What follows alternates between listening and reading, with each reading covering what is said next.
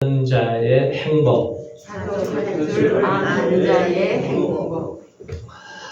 어떤 집안에 아들이 태어났어요. 너무너무 귀한 아들이 태어나서 이제 젖을 먹고 자라는데, 어느 날 이제 엎었다 뒤집었다 하니까 가족들이 아주 대단한 일을 했다고 막 소식을 전합니다.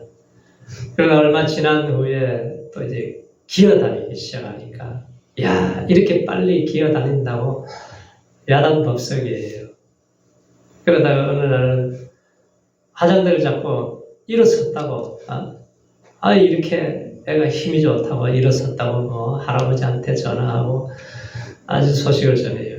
그러다가 이제 일어서서 한 발자국을 뛰고 두 발자국 뛰다가 그냥 쾅 넘어졌는데, 야, 드디어 이제 걷기 시작한다고, 조금 있으면 뛰어다닐 것 같다고 그러면서 온 사방에 전화를 합니다. 그러다가 이제 조금 더 지나면은 막 이상한 소리를 내잖아요. 알아듣지도 못하는데 엄마는 엄마라고 그랬다고 그래요. 아빠는 아빠라고 그랬다고 우기고, 그렇게 할머니한테 전화해서 말을 하기 시작했다고 얼마나 기뻐하는지 몰라요. 그러니까 집안에 아이가 태어나서 이렇게 자라가면은 온 가족이 그렇게 기뻐하지 않습니까? 성장할 때. 하나님이 우리를 보실 때도 마찬가지예요. 우리가 이제 젖을 먹고 하나님의 말씀을 먹고 이제 엎었다 뒤집었다 하는 사람도 있고, 조금 이제 지나면은 신앙이 이렇게 기어다니고, 그러다가 일어서게 되고, 또 일어섰다 넘어졌다 또 넘어졌다 일어섰다 할 때도 있고, 또 이제 성령으로 이제 말하는 걸 배우게 되죠. 제자들도 이제 성령으로 말하기 시작하니까 하나님의 역사가 나타나는데, 우리가 이제 성령으로 말하는 이제 단계까지 이제 가게 됩니다. 그래서 내 신앙이 매일 순간순간 한란이 오고 어림이 와도 이렇게 성장해 갈 때에 하나님이 굉장히 기뻐하신다는 거예요. 자, 사도 바울이 빌립보 성도들의 소식을 들었어요. 이 소식을 들으면서 한편으로는 굉장히 기뻤습니다. 왜냐하면 그 성도들이 시간이 갈수록 하나님을 더 사랑하고 교회를 사랑하고 믿음이 성장해 가고, 또 이제 일꾼이 되어서 선교하는 자신을 위해서 기도해 주고, 또 로마 감옥에 있는 그에게 이제 선교 헌금을 해서 에바브로 디도편에 보내준다는 이 소식을 들으면서 그 생각을 할 때 얼마나 큰 기쁨이 왔는지 감격해하고 있어요. 자, 오늘 10절 같이 읽어보세요. 10절 말씀에 다 같이 시작. 내가 주 안에서 크게 기뻐함은 너희가 나를 생각하던 것이 이제 다시 싹이 나미니, 너희가 또한 이를 위하여 생각은 하였으나 기회가 없었느니라. 자, 바울이 지금까지 지나오면서 자기가 하나님의 역사를 보고 또 깨닫고 배운 것을 말합니다. 그 사람들은 이 욕심이 끝이 없잖아요. 모든 강물은 다 바다로 흘러가도 바다를 채우지 못한 같이 너는 봐도 족함이 없어요. 그렇게 아름다운 단풍을 보고 박수를 치고 하지만 그게 참 만족이 있나요? 길은 들어도 차지를 않아요. 말을 타면 종을 부리고 싶고, 앉으면 눕고 싶고, 자전거 한 대만 있으면 소원이 없겠다는 사람이 저 창문 너머에 자동차가 보이면은 그 눈앞에서 떠나질 않습니다. 우리가 단 한 칸방이라도 있는 집을 얻었으면 좋겠다. 그런데 집이 생기면은 또 창문 너머에 한 30평짜리 아파트가 눈이 시리도록 아물거리는 것이 사람이에요.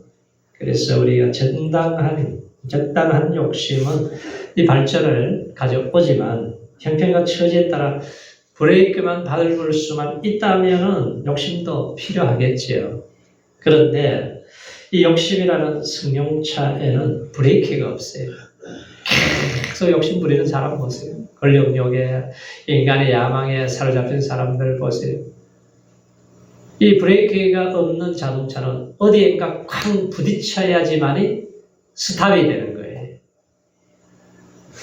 브레이크를 밟아야 돼요. 그리고 우리가 만족할 줄 알아야 되고 감사할 줄 알아야 되고 거기에서 참 기쁨이 찾아오게 된다는 것입니다.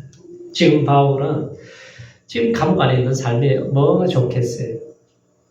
몸은 자유의 몸이 아니고 묶여 있는데 춥고 배고프고 궁핍한 삶을 살아가는데 뭐 환경적으로 보면 다 열악해. 그런데 바울의 마음은 그렇지가 않았다는 거예요. 자, 11절, 12절에 보면은 바울이 어떤 마음으로 살아가는지 그걸 보여주죠. 자, 보세요. 11절부터 12절까지 시작. 내가 궁핍함으로 말하는 것이 아니라 어떠한 형편에든지 내가 자족하기를 배웠노니 내가 비천에 처할 줄도 알고 풍부에 처할 줄도 알아. 모든 일에 배부르며 배고픔과 풍부와 궁핍에도 일체의 비결을 배웠노라. 사도 바울이 과거에는 이런 사람이 아니에요. 자기 야망을 위해서 목적을 달성하기 위해서는 수단과 방법을 가리지 않고 살기등등했던 사람이잖아요. 그런데 예수님 만나고 예수님을 알아가면서 그리고 천국을 보았어요. 영광스러운 주님을 배웠고 나니까 그의 일생이 주님께서 명령하시는 대로 삽니다. 주님 가라면 가고 주님이 멈추라면 멈추고 주님이 앉으라 하면 앉아서 살아가는 삶. 자, 복음을 전하면서 많은 고난을 당하면서 배운 것이 있어요. 자, 빌립보 교회 세울 때도 귀신 들린 요즘 귀신 쫓아내준 좋은 일 했잖아요. 그런데 매를 맞고 옷이 찢어지고 깊은 감옥 안에 있으면서도 그래, 예수님이 당한 고난에 비하면 내가 당하는 고난은 별거 아니지. 그러면서 하나님 앞에 내가 이 예수 이름을 위해서 고난 당하는 것이 하나님의 나라에서 상을 쌓아가는 것을 생각하니까 감옥 안에 있는데도 감격이 되는 거예요. 그러니까 기도가 나오죠. 찬송이 터져 나오는 거예요. 하나님이 기도하고 찬송하는 그럴 형편이 아닌데 그렇게 할 때에 하나님이 감동하셔서 지진이 일어나게 만들어서 세월하게 풀려지고 착고가 풀려지고 옥문이 열리게 되는 거기에서 빌립보가 무릎을 꿇고 예수를 믿고 구원받게 되고 교회가 세워지는 영광을 보았습니다. 루스드라에서는 나면서 안전병이 된 자를 일어나게 해서 기적이 일어났잖아요. 막 박수를 치고 좋아하더니 얼마 후에는 비방하는 사람들이 모여들기 시작해서 바울을 때려서 죽이려고 그러다가 하여간 쳐가지고 죽은 줄 알고 성밖에 갖다 버릴 정도로 자, 그런 고난을 당했으면은 웬만하면은 우리가 복음 전하는 것도 좀 쉬었다든지 포기할 거 아니에요. 그런데 일어나자마자 제자들 데리고 또 성에 들어가서 자기를 괴롭히는 사람들에게 복음을 전합니다. 그러니까 이 세상이 감당할 수 없는 삶을 살아가는 거예요. 그런데 바울이 아시아에서는 사형 선고를 받은 줄 알아요. 살소망까지 완전히 끊어져 버렸습니다. 그때 배운 게 뭐냐 하면은 내가 예수를 의지하고 예수를 신뢰하고 예수를 바라보면서 주님이 주시는 이 은혜를 믿고 우리가 살아갈 수 있는 이 은혜를 주신 그 하나님 앞에 감사를 하는 거예요. 아주 극한 상황 속에서 바울이 항상 기뻐하는 것을 배우고 범사에 감사하는 걸 배우고 쉬지 않고 기도하는 것을 배우면서 하나님의 뜻대로 살아가는 비결을 배운 거예요. 이것이 그냥 편안한 삶에서 오는 게 아니라 사람이 시련이 오고 고난의 밤이 찾아오고 어려움이 찾아올 때에 하나님께서 은혜를 주신 거죠. 그래서 바울 자신은 내가 왕같은 제사장이 거룩한 나라 백성이라고 하는 이 확신을 가지고 살아가기 때문에 아무리 환경이 열악하고 어려운 문제가 생겨도 이 고난을 당해도 핍박이 커도 주눅들지 않고 비겁해지지 않습니다. 죽을 일이 생겨도 비참해지지를 않아요. 때로는 막 교회가 부흥이 되고 성도들이 박수를 치고 대단하다고 소리를 칠 때에도 교만하지 않습니다. 왜? 자기는 하나님의 종이니까, 예수의 종이니까, 하나님이 명령하신 것을 다 이루었다 해도 나는 무익한 종입니다. 이 고백을 할 수 있는 것이 바울입니다. 지금 이스라엘에 전쟁이 아주 한참이잖아요. 팔레스타인 무장정파 하마스 대원이 5명이 할아버지 할머니 있는 집에 창문을 타고 들어와가지고 총을 들고 수류탄을 들고 들어왔습니다. 3층에 올라서 꼼짝하지 말라고 해요.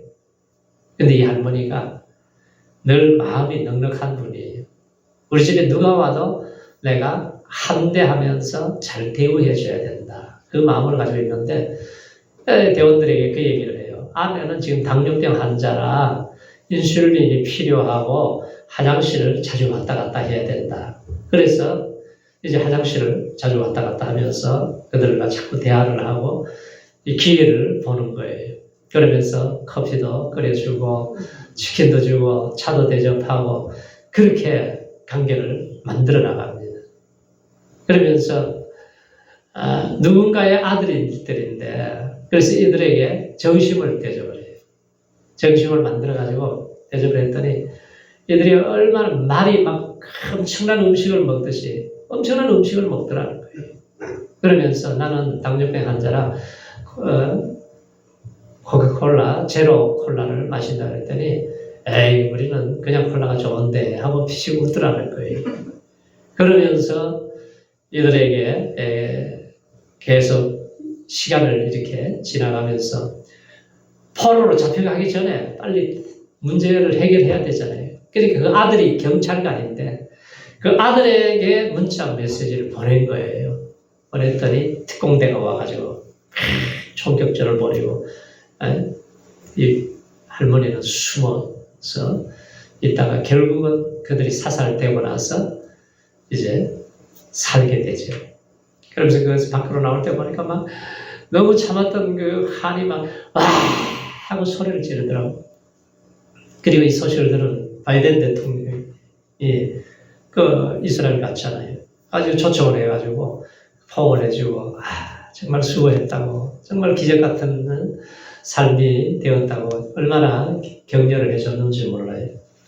그러니까 이 할머니도 보면은 어떠한 형편에 있든지 뭔가 자기 자신이 사람이 그냥 두려워서 벌벌 떨면 꼼짝도 못하잖아요. 말도 못하고. 그런데 대화를 하고 그들과 잘 대접을 하고 아주 여유 있는 삶을 통해서 결국은 자신과 이제 부부가 살게 되었다는 거예요.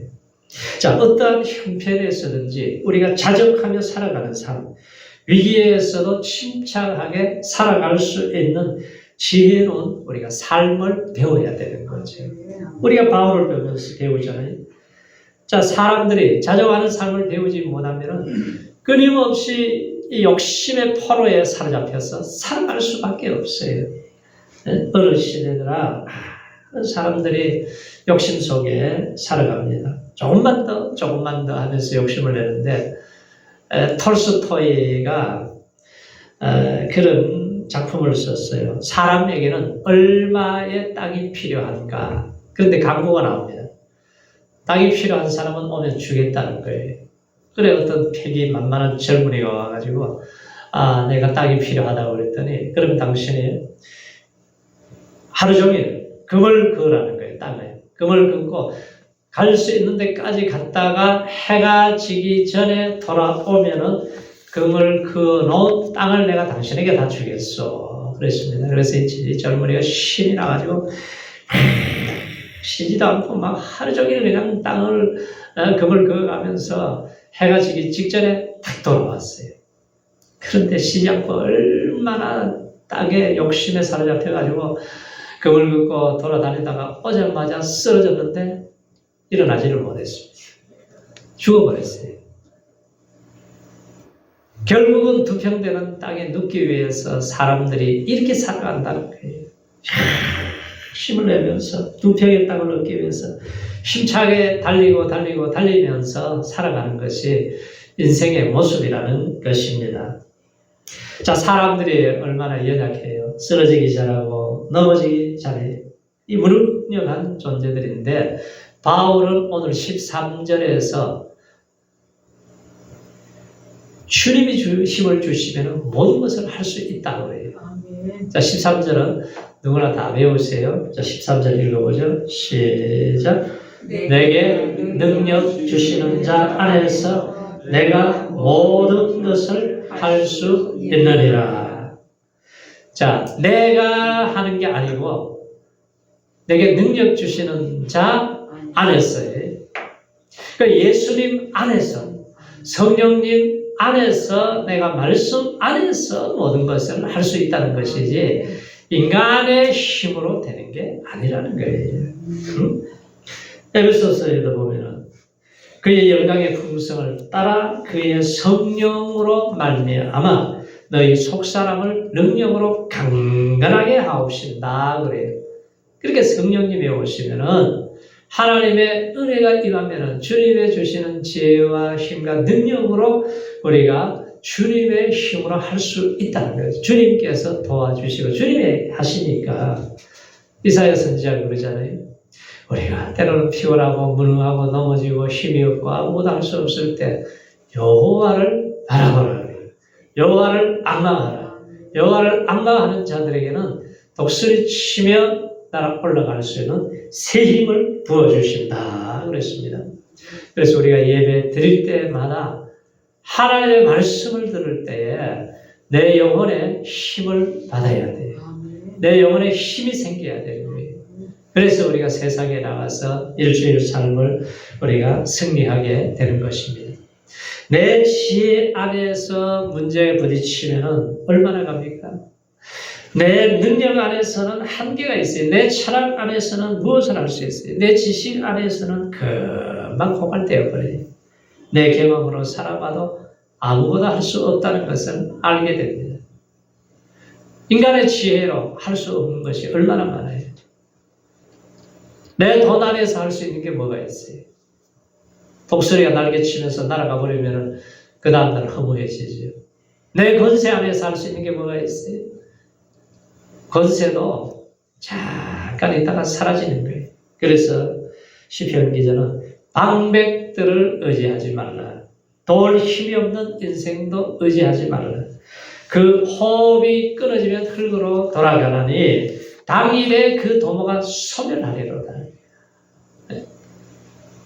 그래서 바울은 배운 비결이 뭐냐면 주님 안에서 살아가는 비결이에요. 주님 안에서 비방하는 소리를 들어도 이 마음에 조절이 되니까 기뻐할 수가 있어요. 주님 안에서 매를 맞고 감옥에 들어가도 기도하고 찬송할 수가 있어요. 주님 안에서 재판을 받아도 복음을 전하잖아요. 계속 신문을 받고 재판을 받는 순간에도 총독들에게, 왕들에게 그 기회만 되면 복음을 전하잖아요. 주님 안에서 주시는 지혜를 얻어야 되고 우리 성도님들이 주님 안에서 하나님의 강건적인 사랑을 부음받을 때에 내 속에서 사랑이 흘러가게 되는 거죠. 내가 고갈되었으면 나갈 게 없잖아요. 주님 안에서 복음을 전할 권세를 얻고 주님 안에서 평안을 누리고 주님 안에서 어떤 한계 형편에서도 이길 수 있는, 기뻐할 수 있는 힘을 얻었다는 거예요. 그래서 바울의 신앙은 주님 안에서의 삶이라는 거죠. 자, 바울이 기쁜 것은 저들의 믿음이 성숙을 가져오면서 바울이 당한 고난, 이 고난을 자기들의 고난으로 생각해요. 그 괴로움을 자기 괴로움으로 생각할 줄 알고 그리고 기도하면서 바울을 위해서 그냥 가만히 있을 수 있느냐.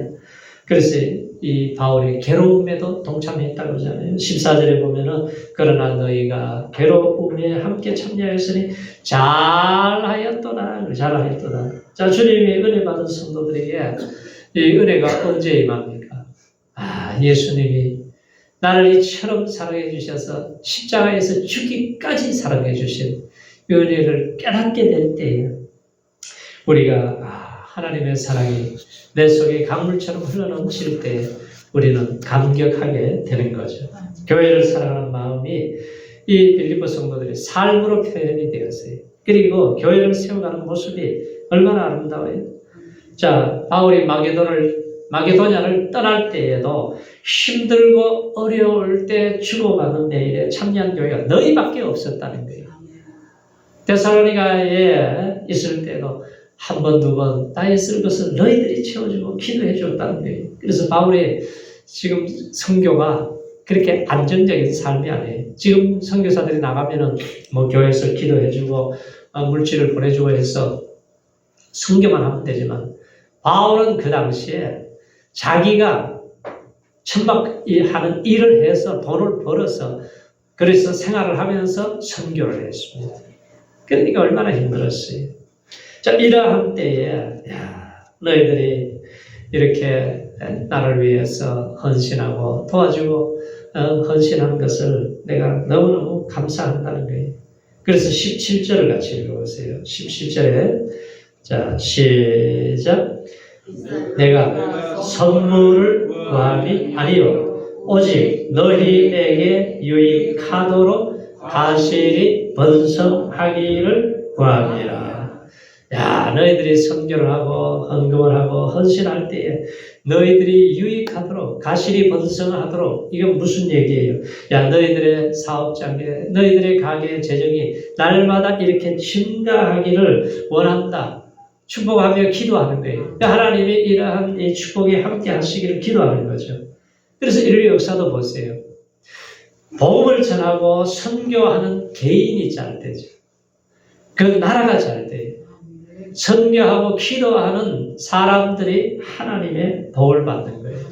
인류 역사가 그대로 증명을 해주고 있습니다. 그래서 바울이 보낸 후원금이지만 바울이 만족하는 법을 배우고 있는 바울이 이 헌금의 의미가 있는 것이 아니라 하나님을 사랑하는 그들의 마음이 향기로운 제물이 피와 땀과 눈물이 섞여 있는 그것을 하나님 앞에 드림으로써 하나님의 나라가 이렇게 세워지는 것은 너희들이 향기로운 제물을 드렸다는 거예요.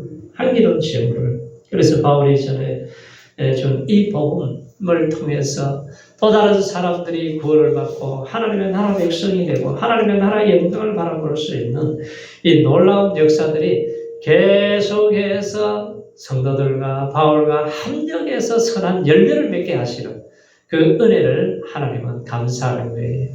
그래서 나의 하나님이 그리스도 예수 안에서 영광 가운데 너희들의 풍성이 있을 것을 채워주시리라. 이 기도를 할 때에 하나님이 그 교회를 축복하시고 또 복음을 전할 수 있는 또 세계 선교를 할 수 있는 이 성도들에게 은혜를 베풀어 주셨다는 것입니다. 그래서 우리 교회가 하나님이 기뻐하는 교회가 되어야 되고 우리 성도들을 한 사람 한 사람을 볼 때에 하나님이 천하보다 귀하게 여기고 하나님께 영광이 되는 은혜를 주시기를 바랍니다. 자, 하나님께 영광을 돌림으로 말미암아서 하나님을 기쁘시게 할 수 있을 때에 하나님이 너희 모든 쓸 것을 풍성하게 채워줄 것이다. 그래. 칭찬하면 고래도 춤을 춘다고 그러잖아요. 사람을 기쁘게 하면 그 기쁨이 배로 돌아오듯이 우리가 하나님을 기쁘시게 해드리면 여호와를 기뻐하라 제가 내 마음의 소원을 이루어주신다. 기뻐하는 것이 너희 힘이 된다고 그랬습니다. 그래서 하나님은 우리에게 기쁨을 주시고 또 이 기쁨을 충만하게 부어주셔서 우리의 삶 속에 하나님이 기뻐하는 열매를 맺게 하시는 하나님이세요. 그래서 이제 빌립보를 마무리하면서 바울이 빌립보 교회가 어떻게 세워졌는지 우리가 봤잖아요.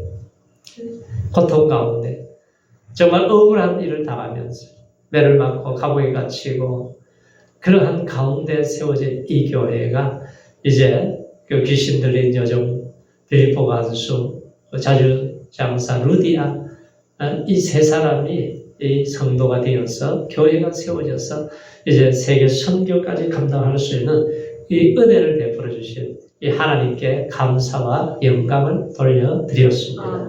그래서 바울이 우리에게 바라는 게 뭐예요? 주님 안에서 어떻게 살라고 그래요?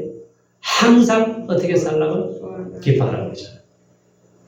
아니 지금 감옥 안에 있는 사람이 아니 자유롭게 뭐 잘 성공한 사람이 그러면은 뭐 그럴 수도 있겠지. 그런데 지금 바울이 그 감옥 안에서 기뻐하라. 내가 너희를 볼 때 크게 기뻐하고 하는 것은 싹이 나고 믿음이 자라고 하나님을 더 사랑하고 하나님께로 더 가까이 가고 하나님을 영화롭게 하는 너희들로 인해서 내가 감격해야 한다. 그래서 주님 오실 때까지 이 복음이 계속해서 전해질 수 있는 교회가 되기를 소원하는 거예요.